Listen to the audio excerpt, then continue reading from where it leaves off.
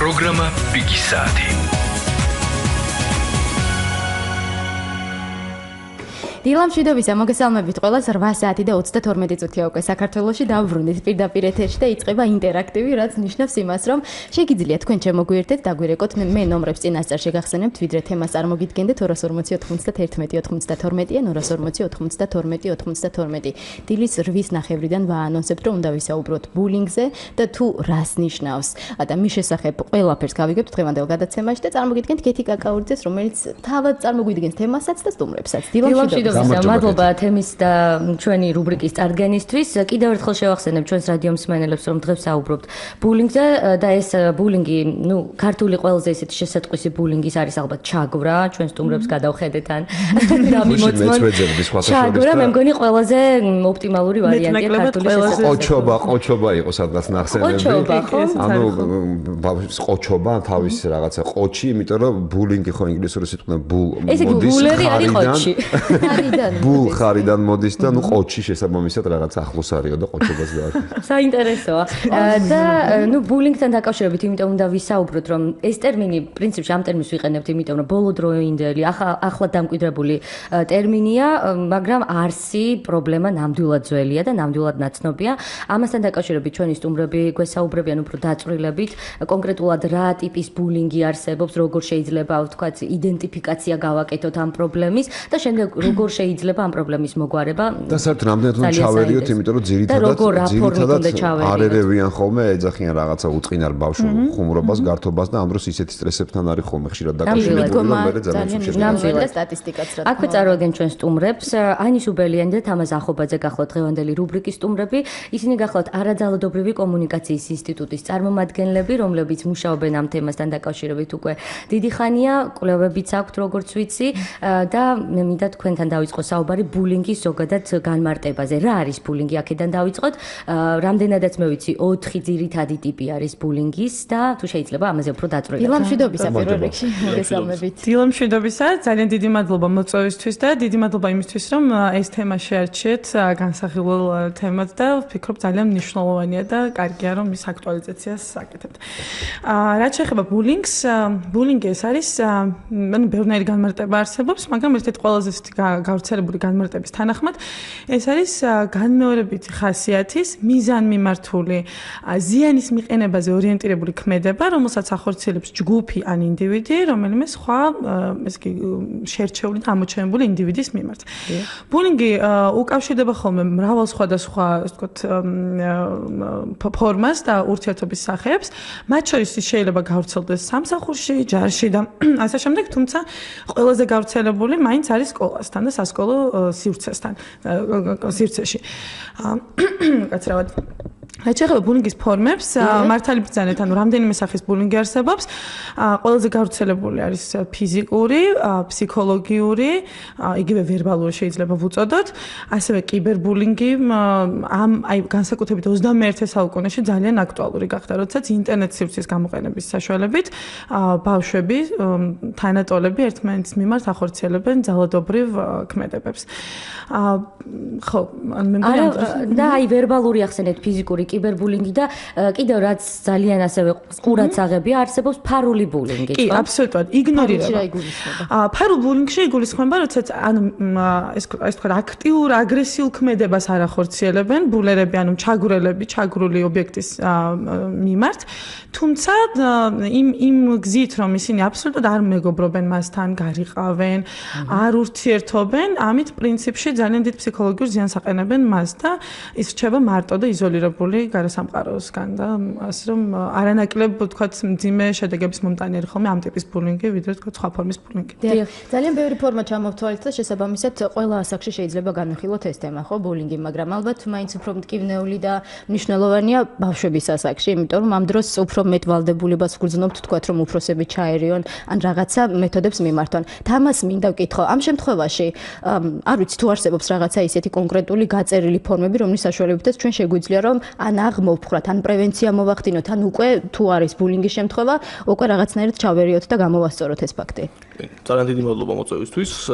პირველ რიგში კვლევები ახსენეთ, დავიწყებთ და შორიდან ან კვლევები სამწუხაროდ საქართველოში საფუძვლიანი კვლევები ბულინგთან დაკავშირებით არ არის, არ ჩატარებულა. ჩვენ რაც ხელთ მოგვეპოვება და რაც დაყრდნობითაც მუშაობთ, ეს არის ძირითადად საერთაშორისო კვლევები და ძირითადად ამერიკული კვლევები. ამ ეტაპზე უკვე ჩვენ სხვა თუ არ ვწდები, ხო? მოგვით ადრე ძალიან 2008 წელს. ჩვენ ბოლო კვლევები ზოგადად ბავშვთა ძალადობაზე ქონდა თუ კაცად ამას შეგაწყვეტინა, ანუ ზოგადად ძალადობაზე იყო კვლევა და იქ გარკვეული ნაწილი დაეთმო ბულინგის თემასაც, თუმცა არ იყო სიღრმისეულად ნაწილი. ხო, კვლევები რომელსაც დაყრდნობიდან ჩვენ მუშაობთ, ეს ამერიკული კვლევებია, რომელიც ამბობენ, რომ დაახლოებით 70%-მდე ბავშვები არიან ჩართული ბულინგში ამა თუ იმ ფორმით.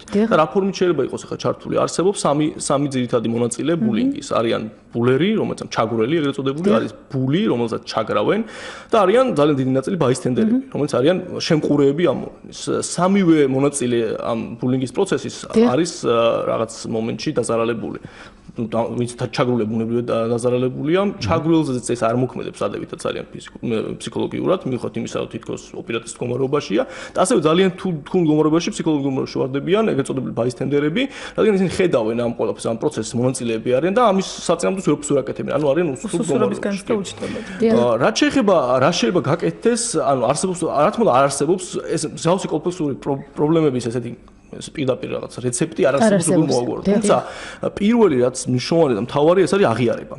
ანუ თქვენ ახსენეთ კიდევ შესავალში რომ ამას ძირითადად ხუმრობაში რაღაცა ხუმრობთ ეთამაშებით ვერთობით ბავშვური მაიმუნობა აღიაროთ ხო უფროსებმა რა თქმა უნდა უფროსებმა უნდა აღიარონ განსაკუთრებით აქ ორი თქვენ ასევე ახსენეთ ძალიან კარგი იყო შესავალში ორი მხარე უნდა გამოვყოთ მშობლები და მასწავლებლები ძირითადად მშობლებისგან და უფრო მეტად კიდევ უმეტესად მასწავლებლებისგან დიდი დროს სკოლაში ატარავენ ბავშვები და მშობელი ძირითადად თუ დაკავებულია მუშაობს ნაკლებად აქცევს ყურადღებას ამ პრობლემის უგულვეყოფა ხდება არ აქცევენ ამას სერიოზულ ყურადღებას და ხშირ შემთხვევაში პირიქით წახალისება წდება ხოლმე მასწავლებლებიდან გაგვიგე კიდევაც რომ არის რაღაცა ზედმეტსახელების შერქმევა იქ რაღაცა სუსტი მოსწავლეები თუ არიან მათზე ხაზს და ამას ძალიან კარგად აიტაცებენ ხოლმე შემდეგ სხვა მოსწავლეები და ძალიან ესეთ საკლიკო თემა არის შემდეგ ამ პირიქით ხელს უწყობენ იმის მაგივრად რომ აღმოფხვრაში მიიღონ მონაწილეობა იმიტომ რომ არ არის გააზრებული თავად ხო, იმიტომ რომ ისინიც უყურებენ ამას როგორც ხუმრობას, ან რეალურად ამ ხუმრობას შეიძლება ძალიან ცუდი შედეგები ფსიქოლოგიური ტრავმა შეიძლება მიიღოს ბავშვმა. ხო, სხვა უფრო გართულებებიც რა თქმა უნდა. და აი ჩვენ კონკრეტული მაგალითების საფუძველზე გვინდა ჩვენს რადიო მსმენელებს კიდევ ერთხელ მივანიშნოთ თუ რა არის ბულინგი.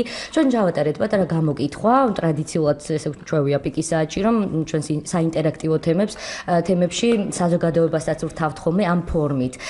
და გამოკითხეთ უბრალოდ ქუჩაში გამბლელები, ვთხოვეთ მათ გაიხსენებინათ ბულინგის კონკრეტული შემთხვევები და უნდა აღნიშნოთ, რომ ბულინგის ნებისმიერი შემთხვევა, რომელიც თქვაც გადახდენია თავს ვინმეს, არასდროს არ ავიწყდებათ და ეს გამოკითხვაც ამის დასტური იქნება. მოусმინოთ და დავბრუნდეთ ისევ საუბრით. ყველაზე ხშირი ალბათ ვერბალური ბულინგი არის, ჩემი აზრით. თითქმის ყოველდღიური იყო ჩემ ბავშვობაში ეს. გადმოვიდა ჩვენ კლასში რაიონიდან ჩამოსული ბავშვი. იყო მის მიმართ რაღაც დაცინვის მომენტები. ჩაცმულობაზე დაუწინიათ ხშირად ვიზუალზე, ანუ საბედნიეროდ ჩემ თავზე მსგავსი არ გამომიცდი არაფერი, მაგრამ გოგონაზე რომელიც მსაქანი იყო და მოკლედ იყო დაცინვის ფაქტები, რამაც გამოიწვია ამ გოგოს მე ვფიქრობდა აშკარად ემჩნეოდა თვითონაც ამბობდა, რომ ძალიან დიდი ტრავმა გამოიწვია. ანუ დასცინდა რომ იმ მსაქანი ხარ და ასე შემდეგ. დაბა კლასებში ყავდა კლასელი, რომელსაც არ ვიცი, ყველა ჩაგრავდით. არის გვეგონა გასართობი. ყოველთვის ხვდებოდი რომ რაღაცას ვაკეთებდი, მაგრამ მომწონდა თვითონ ეს შეგრძნება თუ რაც იყო, არ ვიცი რატო. მე მივხვდი რომ არასწორი იყო. ეს იქით რაღაცა არ გამიმეორებია და არც გამიმეორებს ზუსტად. ანუ არის სკოლებში ესე დაჯგუფებები, პატარა ბავშვებს აშენებენ ფიზიკურად მცირე ზომის ბავშვებს, ასე ვთქვათ. უხერხო მდგომარეობაში აყენებენ, იმიტომ რომ ნიტყოვენ ფულს და საკვებსაც არ თმობენ ხოლმე. ვიყავ მე-6 კლასში, მაშინ მე-12 კლასელმა ბიჭმა გამიხსნა დანა და მითხრა რომ ფული მომეციო. მე არ მივეცი და გავიკეცი. არავისთვის არ გითქვამთ ამ არა. ეგ არ არის მომეცი, შეიძლება უშვებ, ანუ ჩაშვება არის. ხო, ჩაშვება ამიტომ. იყო ესეთ რაღაც შემთხვევას დაცინვის თუ რაღაც და მასწავლებლებს ეს ყველაფერი გაატარა, რასაც ქვია. მასწავლებლები აიგნორებენ ხოლმე ხშირ შემთხვევაში. ნუ ერთი ჩემი კლასელი იყო გოგო რა. ხო და ისეთი სურათი ჩამივარდა მაგის ხელში, რომლის გავრცელებაც თვითონ არ სურდა ამ გოგოს. მე კიდევ ვაშანტაჟებდი და დავალების დაწერას, რამე თემის დაწერას, საკონტროლოებზე მეხმარებოდა. ხო რა, ბუფეტში რაღაც 20 თეთრიანი კამფეტები იყო მაშინ და მაშინ 20 თეთრიანი კამფეტებს ყიდულობდა ბეებს. ყოველდღე ბოდიშებს ვხვდები. მაგრამ მაინც არც ვაპირებდი ხა იმის გავრცელებას. უბრალოდ მინდოდა რომ მარტივად გამომძვრალიყავი ყველა სიტუაციიდან. რადიკალური შეხედულებები, როცა კლასს არ ეთანხმები. მაგრამ მაგ შემთხვევაში ხო მოდის ხოლმე ხშირად აგრესია. მასწავლებლებისგანაც წამოსვლად და ჩემი ვარ რაღაც ისეთი აგრესიული ტონის, იმიტომ რომ არ მეცან ხოლმე სტანდარტულად ხო? ეს რაღაც ვიწრო შავლები და რაღაც. ხომ არ გავაგრძელოთ, მე მაქვს თქვენთან შეკითხვა გნებათ, მეც უპასუხებ. თქვენ რამდენად გახსოვთ ესეთი შემთხვევები სკოლაში? თქვენ თავზე თუ გქონიათ მსგავსი ფაქტები? აი, წეგან ქეთის ვესაუბრებოდი ეთერში შემოსვლამდე და მე თვითონ ყოფილვარ ბულინგის მსხვერპლი და მათ შორის ძალიან სტრესული იყო და რთული იყო ეს პერიოდი ჩემთვის. და რაც მახსოვს, იყო ერთადერთი მასწავლებელი, რომელიც ამას ამჩნევდა, აღიარებდა და ის ასრულებდა მხარდამჭერის როლს ჩემთან დაკავშირებით და მე ვფიქრობ, რომ მისი ძალიან დიდი დამსახურება რომ მე გამოვძვერი ამ სიტუაციიდან, ესე უმტკივნეულად, იმიტომ რომ ოჯახში ამაზე არ ვსაუბრობდი და ხშირად ასეა ხოლმე. ბულინგის მსხვერპლები ერიდებიან ოჯახში ამ პრობლემაზე საუბარს, იმიტომ რომ თვლიან, რომ ეს არის მათი მოსაგვარებელი და რაღაცნაირად ცხენიათ კიდეც რომ ესეთი პრობლემები ცხოვრება ისწავლოს ბავშვმა რაღაცებს. შეიძლება არც თქვან ესეთი მაგრამ თვითონ ბავშვს აქვს ესეთი მოლოდინი და ძალიან იშვიათად არის სამწუხაროდ ნუ განსაკუთრებით მაშინ როცა თქვენ მე ვიყავი სკოლის მოსწავლე ბევრი სოციალური პრობლემა იყო და ბევრი ასე ვთქვათ სირთულის წინაშე იდგნენ ჩვენი მშობლები ზოგადად და აი ესეთი მეგობრული უშუალო ურთიერთობა ნაკლებად ჰქონდათ ბავშვებთან რაც შემდეგ უკვე ბავშვსაც გიქმნის ბარიერებს და ნაკლებად ესაუბრებ იმ შაბოს. ამიტომ ძალიან მნიშვნელოვანია რომ სკოლაში იყოს თუნდაც ერთი ადამიანი მაინც ისეთი, რომელიც შენს გვერდით დადგება და დაგეხმარება მორალურად და ფსიქოლოგიურად ამ პრობლემის დასაწყისში. კი ბატონო, მხარდაჭერა ახსენა და მე თამასთან მინდა განვარცხო ეს თემა, იმიტომ რომ ძალიან რთულია ზოგადად პედაგოგიური საქმიანობა, ხო? ვამბობთ მხარდაჭერას, ვამბობთ რომ გვერდში უნდა დაუდგეს ბავშვს, მაგრამ ეს ფორმებს აქვს მნიშვნელობა ძალიან დიდი. რა შეიძლება მასწავლებლებს, აი პედაგოგებს, რომლებიც შეიძლება გვისმენდნენ ახლა ვურჩიოთ, რომ აი ამ შემთხვევაში, როდესაც ისინი ხედავენ, რომ მათ კლასში ხდება ზუსტად მსგავსი რამე, ვიღაცას ჩაგრავენ. გარდა იმისა, რომ თქვათ შეაჩერონ ისინი, რა უნდა გააკეთონ, რომ აი ეს ყველაფერი ცოტა ის განიტრალდეს. პატარა დეტალსაც დავამატებ ამ შემთხვევაში, ანუ იგნორი, რაც დაუშვებელია, არც მშობლისგან არ უნდა მოხდეს იგნორი და მით უმეტეს არც მასწავლებლისგან, რომელიც ხშირ შემთხვევაში ყველაზე მეტად ეისწრება და არის ხოლმე შემხედვარი ასეთი ფაქტების. ანუ იგნორი არ უნდა მოხდეს, მე მგონი, ამაზე ცალსახად ვთანხმდები. განარჩეთ თუ იგნორი არ უნდა იყოს. პირველ რიგში საინტერესოა ის, რომ ესე იგი მასწავლებელი უნდა გქონდეს ის უნართვისებები, რომ მინიმალურად მაინც ჩაერიოს თუ რაღაცას ხედავს პრობლემას, მინიმალურად მაინც ჩაერიოს ამაში. თუ ეს უნართვისებები ადამიანი თვითონ ვფიქრობ, რომ ის ვერ გამოკავდება ამ პრობლემას. პრობლემის დანახვის შემდეგ უნდა მოხდეს, რომ რეფერალი მოახდენოს, გადაამისამართოს სხვასთან, ვინც უფრო კვალიფიციური ამ საკითხში. დამსვავდებულება პირდაპირ აქვს მასწავლებლებს. აი გატარება, რომ ეს მარტო ხუმრობაა და ეს გაივლის, აი ეს ყველაზე დიდი დანაშაული ჩემი აზრით ეს იქნება. დიახ. აი კიდევ სხვენიათ ხოლმე ჩვენ საუბრობთ იმაზეც, რომ არის თავად უკვე დამკვიდრებული შეხედულებები ბავშვებში და რა თქმა უნდა უკვე მოზრდილებშიც, რომ ჩაშვება არ არის კარგი საქციელი, ზოგადად ეს ჩაშვება. რესპონდენტმაც აღნიშნა. აი ამაზე მინდოდა გაგვემახვილებინა ყურადღება ის რომ ბავშვებს ეს არ მიაჩნიათ სწორ საქციელად და ამაში თავად ბულერები ანუ ჩაგვრელები უბიძგებენ რომ შენ ახლა ჩამშვები ხო არ იქნები და რაღაც სასირცხვილო საქციელად ითვლება ანუ ამ შემთხვევაში ძალიან დიდი ყურადღება მართებს თუნდაც იგივე პედაგოგს რომ კარგად დააკვირდეს ხდება თუ არა ბულინგი მის კლასში სკოლაში და ასე შემდეგ მოდით ამ კითხვას პასუხი გაეცით მსმენელის შემდეგ გველოდებიან დილა მშვიდობისა მოგესალმებით დილა მშვიდობისა ძალიან საინტერესო და აქტუალური თემა ჩემთვის ცნობილი არ იყო რაღაც საგაზეთო სტატიებში ბავშვების ჩანაწერები აი იყო ამ ბოლოს სტატიები გოგონას წერდა როგორ ჩაგრავდნენ მას სკოლაში და რა ბედნიერი იყო რომ 12 წლისამ როგორც იქნა თავი დააღწია და სხვა სკოლაში გადავიდა მაგრამ აი სტუმარმა ბრძანა რომ ჩვენო კვლევები არ გვაქვს ჩატარებულიო მაგრამ კვლევები მაინც უნდა ჩატარდეს და საინტერესოა ის ოჯახები საიდანაც ეს ბავშვები მოდიან მან ჩანასახი არის დაწყებული მე მგონი ოჯახიდან ეს ბავშვი როგორი სულისკვეთებით იზრდება, არის თუ არა ქრისტიანული ოჯახი. იქ სადაც ეს ქრისტიანული მორალი არის, არ ამგონია ბავშვი გამოვიდეს და ისე ძალიან ცუდი მოვლენა, ეს ძალიან დიდ ფსიქოლოგიურ სტრესს გამოვიდეს და თაობა გაიზრდება რაღაცა, აი ის თაობა რა გულით, ის ახალგაზრდა რომელიც გატაცებულია დღეს ბულინგით თუ როგორც ეძახით თქვენ, როგორი მოხალისე ჩამოყალიბდება ის ძალიან საშიში ფორმაა და მადლობთ რომ დაგვირეკეთ, მე მგონი თლათ პირდაპირ ცალსახად ვერ დავაბრალებთ ოჯახს, შეიძლება ოჯახს რომ შეხედოს უაცვლელი, მაგრამ უდიდესი კავშირია და ურთიერთობას ბავშვთან ცალსახად ვერ დავაბრალებ, პირდაპირ პროპორციულ დანიშნავს რომ თუ ბავშვი ჩაგვრელად იქცევა, შეიძლება ის პირდაპირ ასე ოჯახიდან მოხდეს. არა, ჩვეულებრივი გამოთქმა გვაქვს ბავშვი ოჯახის არკეაო, ხო, რაღაცა მსგავსი გამოთქმა. ზოგჯერ ოჯახი არ ამბობს, ისე გამონახე და ასე შემდეგ. ani მოდი კიდე ერთ სვენელს მოვუსმინოთ და შემდეგ ერთად უპასუხოთ. დილამშვიდობისა.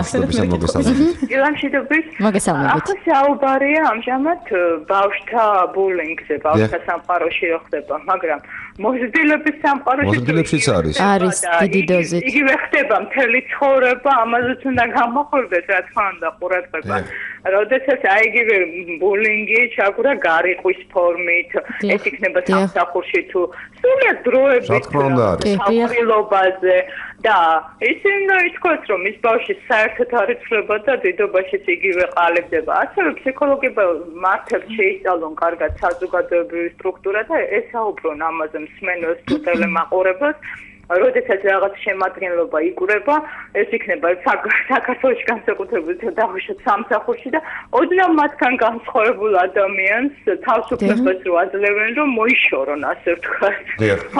გეთახმებით, რა თქმა უნდა, დიდებშიც არის. საგებიც არის, რა უფლებით არის, რა უფლებაა, ის აკეთებს თავის საქმეს, რა უფლება გაქვს. ყველა ასაკშია ეს, რა თქმა უნდა. ეს არის ყველა ასაკში, ეს არის მხოლოდ ბავშვური პრობლემა.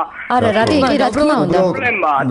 მე ვფიქრობ პირადად რომ ბავშვებში უფრო მწვავედ ჩანს და რთულად ჩანს, იმიტომ რომ პრინციპში სოციალიზაციის პროცესი არის ეს ერთ-ერთი ნაწილი, შეიძლება ითქვას, რომ სტატისტიკურადაც უფრო ხშირად სკოლაში ხდება. როდესაც ბავშვები იწყებენ თავისი ადგილის და თავისი მნიშვნელობის პოვნას. ერთი მსმენელი კიდევ და დიახ. გაითიშეს? არა. დილამშვიდობისა. მე ამის წინა გამოსვლა ძალიან აღმაშფოთა. რაც შეეხება რელიგიურობა, რა შუაშია ქრისტიანობა. ყველა რელიგია არის კულტურის, მსოფლიო კულტურის. კი ბატონო, გეთახმებით. რა შუაშია ყველგან არის თუ არა საჭირო კეკლუცობა და წინ წამოწევა უაზროდ რელიგიურობის. ჩვენ მაგალითად იმ თაობას ვეკუთვნით, როდესაც ათეიზმი იყო, რა ცუდები გავიზარდეთ. სულ არ არის საჭირო ესე ზეგმდმეტად რელიგიურობა. მე პირად გეთახმებით. კარგს აკეთებ, რომ არის თუ არა საჭირო ყველა ქრისტიანობა. ყველას და ყველაფერს აქვს თავისი ადგილი. ყველაფერი მოდის პირველ რიგში ოჯახიდან. რას თხოვენ პედაგოგს, რომელსაც 200 და 300 ლარი აქვს, რომ იმენა ასწავლოს კიდევაც თითოეულ ბავშვს. საკუთარი შვილი, ერთადერთი შვილი ოჯახს ვერ გაუკონტროლებია და ითხოვენ, რომ მოსწავლეები, რომლებიც ხედან 45 წუთის მანძილზე პედაგოგმა ასწავლოს კიდევაც და იმათ 30-40 ბავშვს ყურადღებაც მიაქციოს რა ვინ რას საკეთებს. რაც შეუძლია უნდა გააკეთოს საცხადია. მადლობთ. რაღაცნაირად ყველა კითხვას უნდა მოუყაროთ თავი და გავცეთ პასუხი. საიდან დავიწყოთ? ჩვენი მსმენელების არები დასტურია იმისა, რომ თემა აშკარად არის აქტუალური, ხო? მოდი დავიწყებ ოჯახთან დაკავშირებით. პრინციპში ორი მსმენელის კითხვას სულ პასუხებ ამით. ოჯახიდან რეალურად მოდის პრობლემები ხშირ შემთხვევაში და ოღონდ ეს არ არის რა თქმა უნდა დაკავშირებული არც რელიგიასთან და მსგავს ფაქტებთან, არამედ უფრო მეტად თქვათ დესტრუქციულ და ძალადობრივ ქცევებთან ოჯახში. ანუ როდესაც ბავშვი თავად ხედავს ძალადობას ოჯახში, ან თავად არის მსხვერპლი ძალადობის, ის ხშირ შემთხვევაში თავადაც იმეორებს მსგავს ქცევას უკვე იმ გარემოში, სადაც ამის შესაძლებლობა მას ეძლევა.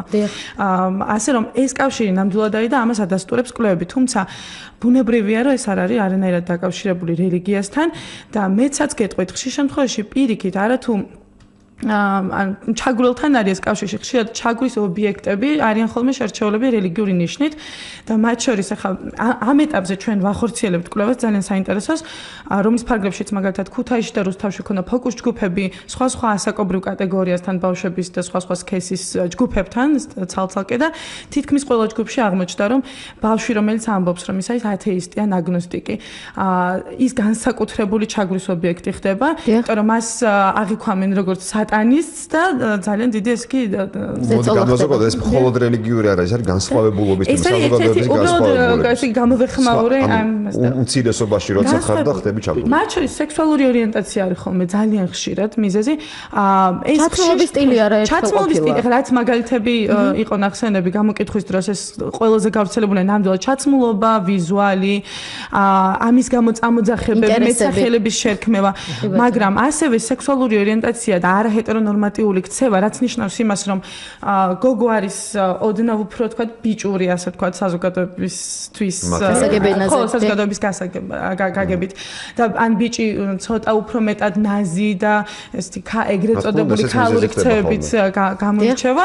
ამ შემთხვევაში ხშირად ისინი ხდებიან ხოლმე ჩაგვის და ძალადობის ობიექტები. და ხდება სტიგმატიზაცია შემდეგ ბავშვების, რაც არის ძალიან მტკივნეული, ხომასეა. და რაც ყველაზე ცუდია, რაც ასევე კვლევამ, რომელსაც აი ახლა ვახორციელებ და ანუ მანდატურებთან შეხვედრამაც, მასწავლებლებთან შეხვედრამაც და ბავშვებთან შეხვედრამაც გამოკვეთა, რომ ხშირად ბულინგის ასე თქვა წამქეზებლები არიან სწორედ მასწავლებლები და ძალიან სამწუხაროა და არათუ იგნორირებას აკეთებენ, ხშირად მართლაც მათგან მოდის ხოლმე ეს იმპულსები, რაც თვითონ ეხუმრებიან რაღაცნაირად ბავშვებს და მე აი რაღაცნაირად ისე მიმართავენ დამამცირებლად, რომ მე კლასის ლეგიტიმაცია ხდება აბსოლუტურად კლასის მხრიდან აი ამ ტიპის დამამცირებელი ეპითეტების გამოყენება ბავშვების მიმართ. დიახ და ვიდრე ჩვენი გამოკითხვის მეორე ნაწილს მოვისმენდეთ ეთერში, კიდევ უბრალოდ ერთი პატარა მნიშვნელოვანი ინფორმაცია უნდა გავაჟღეროთ, ან ბულინგი წახან ჩვენმა ერთ-ერთმა მსმენელმა ბრძანა, რომ ბულინგი მხოლოდ სკოლაში არ არისო და რა თქმა უნდა ეს არ არის მხოლოდ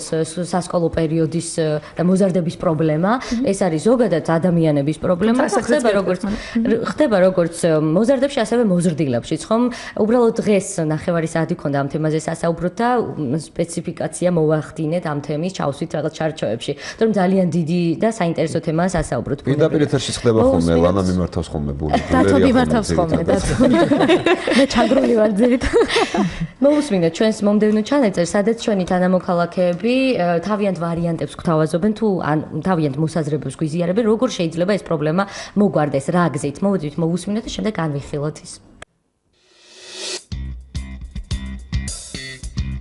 სტერეოტიპი არის ჯერჯერობით, რომ არავის არ უნდა უთხრა, შენ თვითონ უნდა მოაგვარო. არა, ეგ ძალიან ცუდი არის, იმიტომ რომ ეს არავინ არ ერევა, უფრო მძიმე შედეგებთან შეიძლება მივიდეს. ბავშვები ისეთი რაღაცაა, ჩვენც ყოფილვართ ბავშვები და შეიძლება უბრალოდ რაღაცაზე კამათი, მაგრამ მეორე წუთში ბავშვის გული მაინც ბავშვის გულია და რა ვიცი, ჩარევა უნდა მოხდეს მშობელი და პედაგოგის ერთად, მე მგონი.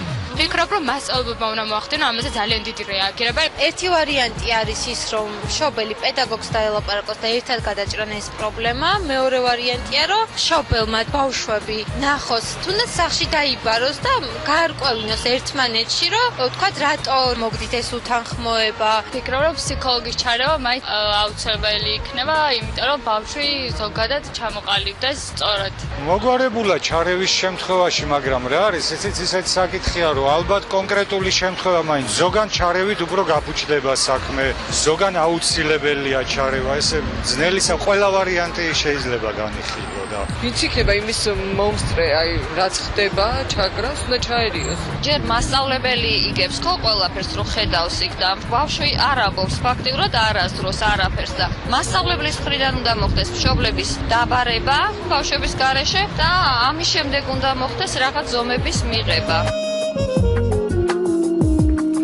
აი ესეთი მოსაზრებები ქონდეთ ჩვენს გამოკითხულ რესპონდენტებს და მე მაინტერესებს სტუმრებისგან რას ფიქრობთ, ანუ რა შეიძლება რა თემის შეჯამება უნდა გავაკეთეთ, იმიტომ რომ სრულდება ჩვენი საუბარი. სკოლებს, მშობლებს, მასწავლებლებს, ფსიქოლოგებს, რა ვიცი, ვინ შეიძლება ამ შემთხვევაში გამოსადეგი იყოს ამ პრობლემის მოსაგვარებლად. ან პირველ რიგში იმისთვის რომ პრობლემის მოგვარებას დავიწყოთ ფიქრი, ჯერ სწორად იდენტიფიცირება უნდა ვისწავლოთ და მასწავლებელს რა თქმა უნდა ყველაზე კარგად ეხერხება ეს და შეუძლია, იმიტომ რომ მის თვალწინ ხდება მთელი ეს სოციალური ურთიერთობები, მის თვალწინ ვითარდება ვითარდება და თუ კი ის შეგნებულად არ გააკეთებს იგნორირებას, ის ამას აუცილებლად დაინახავს. რაც შეეხება მშობელს, მშობელი უნდა დაუკვირდეს რას, რომ თუ კი ბავშვი კარგავს უეცრად мотиваციას სწავლასთან დაკავშირებით, აღარ უნდა სკოლაში სიარული და არის უფრო მეტად ჩაკეტილი საკუთარ თავში, აღარ არის კონტაქტში თანატოლებთან და ოჯახის წევრებთან, ანუ ეს არის ის ნიშნები, რითაც ჩვენ უნდა დავფიქრდეთ, რომ რაღაცა თქვათ მას ძალიან დიდ დისკომფორტს უქმნის სკოლაში და ეს რაღაც შეიძლება სწორედ იყოს ბულინგი. მას შემდეგ რაც უკვე იდენტიფიცირება მოხდება ამ პრობლემის, ძალიან მნიშვნელოვანია, რომ ინდივიდუალურად მოხდეს მუშაობა როგორც ჩაგვრელებთან, ასევე ჩაგრულებთან, ან ბულინგის მსხვერპლებთან და ასევე ეგრეთ წოდებულ ბაისტენდერებთან იმისთვის, რომ ისინიც გავაძლიეროთ, რომ მათ კონსტრუქციული და სწორი ჩარევა გააკეთონ ხოლმე მსგავსი კონფლიქტების დროს და თუ კი სკოლა და ოჯახი აი ამ რაღაცა მიკროგარემოში თავისით ვერ ახერხებს ამ პრობლემასთან გამკლავებას, არსებობს გარე სერვისები, როგორიც არის სოციალური მომსახურების სააგენტო, რომელიც ვალდებულია, რომ ბავშვი დაიცვას ძალადობისგან, მანდატური სამსახურთან არსებული ფსიქოლოგიური სამსახური, რომელშიც შეუძლია გადაამისამართოს ბავშვი მასწავლებელსაც, მანდატურსაც, მშობელსაც და ბავშვს შეუძლია თვითმიმართვით მივიდეს და უკვე როდესაც უკიდურეს ფორმებს იღებს, ამ შემთხვევაში სამართალდამცავებიც უნდა იქნენ ჩართულები, რა თქმა უნდა, როდესაც უკვე რაღაცა დანაშაულის ნიშნებსაც შეიცავს ხოლმე ჩაგვრა. ანუ ძალიან მნიშვნელოვანია, რომ ყველა ეს რგოლი იყოს გამოყენებული, თუმცა სანამ გარე, ასე ვთქვათ, ამხმარი მექანიზმებამდე მივალთ, მაქსიმალურად უნდა ეცადონ სკოლა და მშობლები, რომ ითანამშრომლონ ერთმანეთთან და ერთად მოაგვარონ ეს პრობლემები. გასაგებია, ძალიან დიდი მადლობა თქვენ საინტერესო საუბრისთვის. ჩვენი სტუმრები გახდათ ანი სუბელიანი და თამაზ ახობაძე, არაძალადობრივი კომუნიკაციის ინსტიტუტის წარმომადგენლები და ჩვენ კიდევ ალბათ მომავალში შევეხებით ამ თემას, მაშინ როდესაც გვექნება კიდე ახალი კვლევები, ახალი შედეგები და იმედი მაქვს, რომ ამ პრობლემაზე კვლევა საინტერესო იქნება ძალიან. კვლევა ჩვენი ეხება უფრო მეტად ჰომოფობიურ ბულინგს, თუმცა მიუხედავად იმისა, რომ ეს ფოკუსი გვაქვს, ბუნებრივია, რომ ბულინგის სხვადასხვა ფორმის შესახებ ძალიან ბევრი საინტერესო ინფორმაცია წამოვიდა და როგორც კი დასრულდება და ანგარიში გამოქვეყნდება, შეგვიძლია რომ ამაზეც ვისაუბროთ. ოჯახი ვახსენეთ, ბევრი გარემოება ვახსენეთ, მაგრამ მე მაინც მგონია და არ ვიცი დამეთანხმებით თუ არა, მაინც განათლებიდან მოდის ეს ყველაფერი. ბავშვს, როდესაც ზოგადი თუნდაც ბავშვობიდან დაწყებული, როდესაც ზოგადი განათლება გაქვს, გარკვეული შეგნება ყალიბდება შემდეგ და ალბათ ნაკლებად გიჩდება სურვილი იმისა, რომ თუნდაც ვიღაც დაჩაგრო და ამაში გამოავლინო შენი შესაძლებლობა. ალბათ თქმელია, იმიტომ რომ ურთიერთშექცევადი პროცესია და ძალიან შვიდი ბავშვიც კი რომელიც შეიძლება დღეს და ხვალ და ზეგ ჩაგრული იყოს, უცბად გახდეს თვითონ ძალიან დიდი აგრესია. ან სხვა გარემოში პარალელურად შეიძლება იყოს ჩაგრული. მოკლედ ძალიან კომპლექსურია. უბრალოდ ასაკთან დაკავშირებით პატარა კომენტარს გავაკეთებ. ხშირ შემთხვევაში, რადგან ასაკზე ბევრი ვისაუბრეთ, ანუ დასრულების შემთხვევაში უბრალოდ ინსტიტუციებთან არის ხოლმე ძირითადად დაკავშირებული სამსახური, ჯარი, ციხე და ასე შემდეგ. რაც შეეხება არასრულწლოვნებს, უმეტესად აი კვლევამაც ჩვენმა კვლევამაც დაადასტურა, რომ მე-6, მე-7, მე-8 კლასებში არის ყველაზე აქტუალური და ყველაზე მძიმე ფორმებით სწორედ ამ ასაკში ვლინდება, ხოლო უფროს კლასებში თავისთავად ეს რაღაცნაირად წყნარდება ხოლმე, უფრო ზრდასრულთათვის დამახასიათებელ ქცევას ირჩევენ მოსწავლეები პრობლემების მოსაგვარებლად. გასაგებია, ძალიან დიდი მადლობა კიდევ ერთხელ.